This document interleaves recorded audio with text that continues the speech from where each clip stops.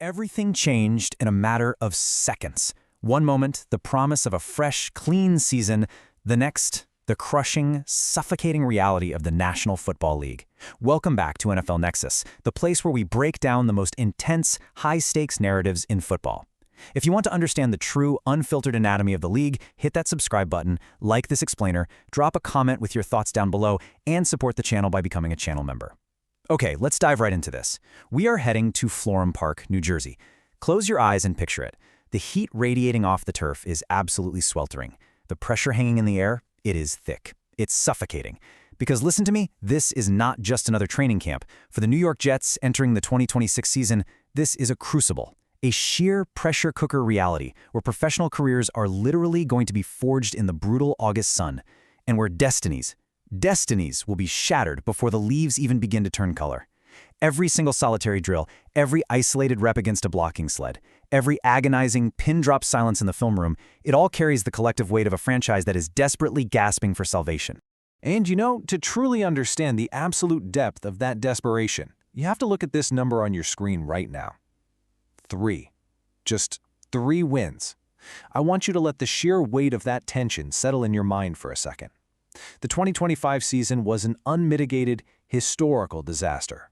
We're talking about an abysmal campaign that didn't just frustrate the fans in the stands, it left the locker room fundamentally fractured.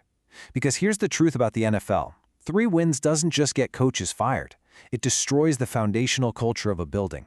It creates a deeply toxic environment where players, guys who bleed together, stop trusting each other. Where the offensive and defensive units start pointing fingers across the locker room. And where failure just lingers in the hallways like a ghost. And that ghost, right there, is exactly what ushered in the new Aaron Glenn era. A new head coach walking into a multi-million-dollar complex that has entirely forgotten how to win. His task? He has to ruthlessly tear down the complacency and build a roster composed only of survivors. Section 1. A $45 million redemption. Survival in this league always comes with a price tag. And linebacker Jamien Sherwood finds himself at the absolute terrifying center of this massive defensive reconstruction.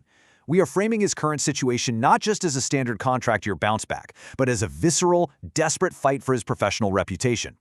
You see, the Jets didn't just casually hope Sherwood would be a solid contributor. They paid him to be the anchor of the defense. They handed him a massive 3-year, $45 million contract extension. And in the NFL, money equals expectations. When you sign a piece of paper for $45 million, you wear the captain's C on your chest. You are the vanguard. But last year, man, the weight of that C seemed to completely crush him. Look at the sheer brutality of his numbers. They expose massive, undeniable flaws in his game. A 46.1 Pro Football Focus coverage grade ranked him 66th among 88 qualified linebackers. Tactically, he was a massive liability. He allowed 10.5 yards per reception. Think about that. Every time a quarterback threw his way, it was an automatic first down. Why? Because his hips were opening far too early against slot receivers. His read steps were painfully slow. He was routinely getting caught up in the chaotic wash of play-action fakes. And listen, if an opposing NFL quarterback knows he can get a guaranteed first down just by looking at your side of the field, he will hunt you mercilessly. 3 receiving touchdowns allowed. Offensive coordinators didn't just scheme around him. They actively targeted him. They made him the victim. And because of it, the $45 million man was told by his coaches to go sit down on the bench. But behind the cold, unfeeling statistics, there is always a human being. A man sitting alone in the dark, watching the film of his own failures on a loop. Sherwood stood before the famously unforgiving New York media and made a raw, stripped-down admission, quote, "I definitely could be more consistent. That's just studying more, staying after practice more, and just being a better teammate," end quote. Let me tell you, you rarely hear that level of bare, stripped-down vulnerability from a highly paid veteran in this alpha-dominated league. It grounds the cinematic tension of this entire training camp in real, palpable human emotion. He knows he failed his brothers in that locker room. He knows the tape is out there for all 31 other teams to scrutinize. Now, the question isn't whether he can stand at a podium and say the right words at a press conference. It's whether those lonely, grueling extra hours in the film room can repair fundamentally broken coverage techniques. Can he discipline his eyes? Can he restore his shattered confidence before week 1? Because the alternative? The alternative is a terrifying hypothetical. What happens if Sherwood falls? What if 2025 wasn't just a bad year, an anomaly? What if this diminished, hesitant version of the player is just who he is now? Or worse, Considering his aggressive, downhill play style and the sheer violence required to tackle elite running backs in the open field, what if he suffers an injury? The NFL is a relentless, unforgiving league of attrition. One bad plant of the cleat, in the turf. One awkward, high-speed collision in the trenches, and boom, the Jets' highly paid defensive quarterback is gone. For a team desperately clawing its way out of a 3-win grave, a failure to bounce back or an absence from the field entirely isn't just a minor setback. It is a catastrophic structural failure that could sink the season before it starts. Section 2. The defensive domino effect. An NFL defense is a highly delicate, interconnected ecosystem. It is 11 men moving on a single, synchronized string. So Sherwood's potential failure wouldn't just impact his own bank account, it would literally cause the entire defensive structure to collapse inward. When the middle of the field is soft, your safeties are forced to cheat down into the box. When safeties cheat down, the outside cornerbacks are left completely stranded on an island with zero help over the top. The edge rushers? They start hesitating because the ball is coming out too fast to the wide-open middle of the field. Everything is connected, and if that middle collapses, I want you to point your eyes to this number, 37. That is the age of Demario Davis. The immediate, crushing physical pressure of Sherwood's failure would fall directly onto the shoulders of an aging, 37-year-old middle linebacker. Think about the biomechanics of playing middle linebacker in the modern National Football League. You're asked to violently collide with 320-pound pulling guards on first down, and then turn around and sprint stride for stride with 4.4 speed tight ends on third down. It creates micro tears in the muscles, it grinds cartilage to absolute dust. Now, Davis was brought in to be a veteran presence, a guiding voice who hopefully still has a little gas left in the tank. But he is actively at war with Father Time. And let's be real, the human body is simply not meant to absorb that kind of punishment at age 37. If Sherwood isn't there to take the physical brunt of the run game, Davis will be asked to carry a mountainous load that his body may no longer be able to physically support. And if both Sherwood and Davis falter under that staggering, immense pressure, look at the emergency backup plan. Kiko Mauigoa, Marcelino McCrary-Ball, Michael Walker. This deeply inexperienced backup trio is the true terror keeping head coach Aaron Glenn and GM Darren Muge awake sweating at 3 a.m. If disaster strikes, if the injury bug bites this linebacker room, this is the proverbial wagon the New York Jets are hitching their entire season to.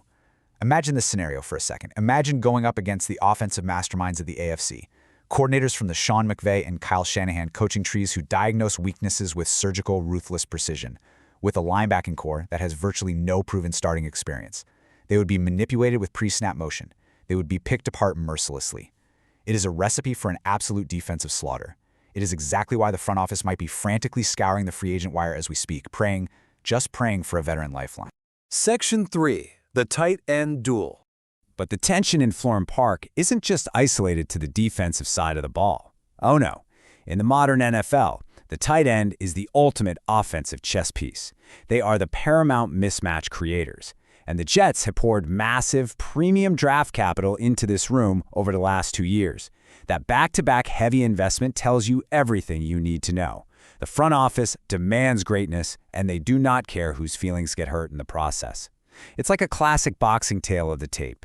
In the red corner, you have Mason Taylor, the established young veteran, a proven target who actually led the team in receiving statistics last year. He's a true technician. The son of an NFL Hall of Famer, precise footwork and football royalty literally run in his veins. But the pressure is mounting, and he's suddenly, inexplicably, struggling with drops. And then, in the blue corner, the challenger, Kenyon Sadiq, the 16th overall pick of the draft. A pure, freakish athlete composed of unbridled kinetic energy, drafted specifically because the Jets weren't entirely sold on Taylor being the undisputed future. But Sadiq enters this fight nursing a hernia. It's a classic, brutal battle between the hardworking incumbent desperately trying to hold on to his territory and the shiny, highly touted rookie drafted to strip his job away. And right now, the incumbent is faltering. Mason Taylor's shaky minicamp absolutely threatens his standing as an every-down starter. You have to understand, drops in minicamp, without the heavy pads on, without full-speed live contact, without 240-pound linebackers trying to take your head off across the middle, are a massive psychological red flag. It's a glaring sign of a player who is pressing, a player who is hearing footsteps before the hit even arrives. He knows the organization just spent a premium first-round pick on his position. He feels the general manager's eyes tracking every single route. He knows his margin for error is absolute zero. Every single pass that clanks off his hands and hits the practice turf is a step closer to the bench. He is fighting a desperate, quiet internal war against his own nerves just to remain the top target in this offense. Section 4. The Rookie Threat. Listen to me. You do not draft a tight end 16th overall to have him sit politely on the bench with a clipboard and learn behind a veteran. No. You draft him to completely revolutionize your passing attack. The shadow that Kenyon Sadiq casts over the offense is massive, and the reason they drafted him so high is perfectly encapsulated in this blistering number 4.39.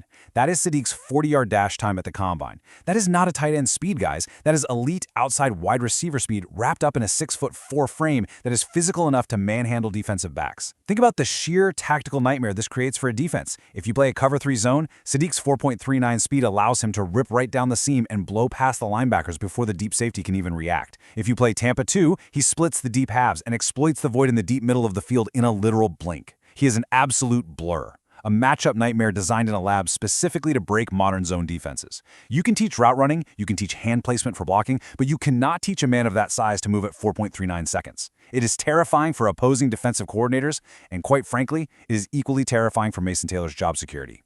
But the football gods, they always demand a toll. Right now, Sadiq is missing crucial offseason reps due to a lingering hernia surgery.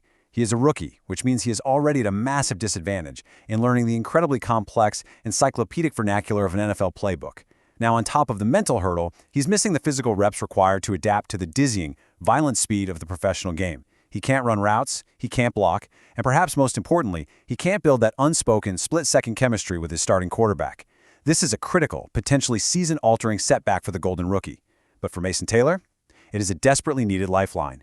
It leaves a narrow, rapidly closing window of opportunity open for Taylor to secure his job, build undeniable trust with the quarterback, and prove he's the irreplaceable heart of this tight end room before Sadiq gets healthy enough to rip it away. Section 5. Survival of the Fittest. This high-profile, glamorous battle at the top of the depth chart does not exist in a vacuum.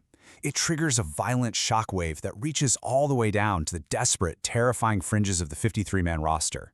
When two heavyweights are taking up all the oxygen, all the media attention, and all the guaranteed roster spots in a single positional room, the men fighting for the scraps are pushed to the absolute psychological brink. Enter Jelani Woods. He is trapped in no man's land, right squarely on the chopping block. He's actually had a strong offseason. He's putting in the grueling, silent work in the weight room. But he is the ultimate avatar for players fighting for their NFL lives amidst a cold, unfeeling numbers game.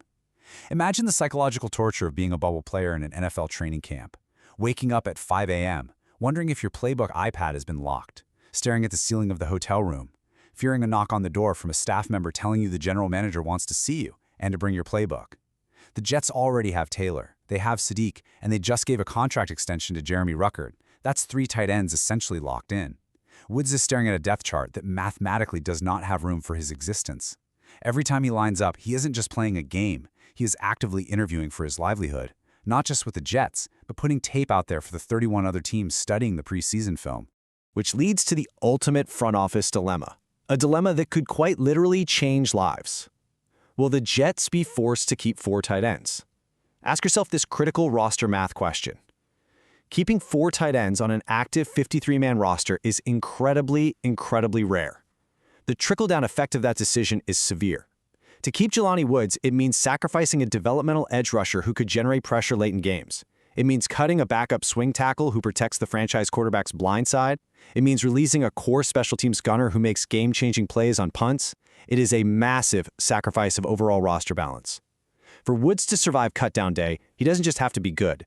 He has to be so utterly unguardable, so incredibly, undeniably spectacular in August that Aaron Glenn and the front office are physically pained at the thought of cutting him.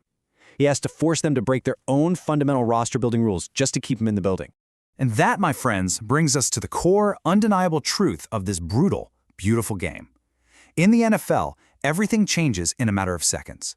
One single play in a meaningless fourth quarter of a preseason game, one awkward step leading to a torn ligament, one missed block that irreversibly alters a head coach's perception of a player, the ultimate destiny of Jamie Sherwood, the physical legacy of Demario Davis, the high-stakes big-money duel between Mason Taylor and Kenyon Sadiq, and the very livelihood of Jelani Woods, they all hang by a fragile, terrifying thread.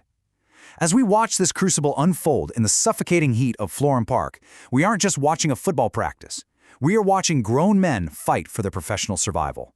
So what do you think? Will they rise from the ashes of a fractured 3-win season, or will the crushing, suffocating pressure break them completely? Let us know what you think in the comments below. Make sure you subscribe to NFL Nexus, like the explainer, and consider becoming a channel member to support what we do.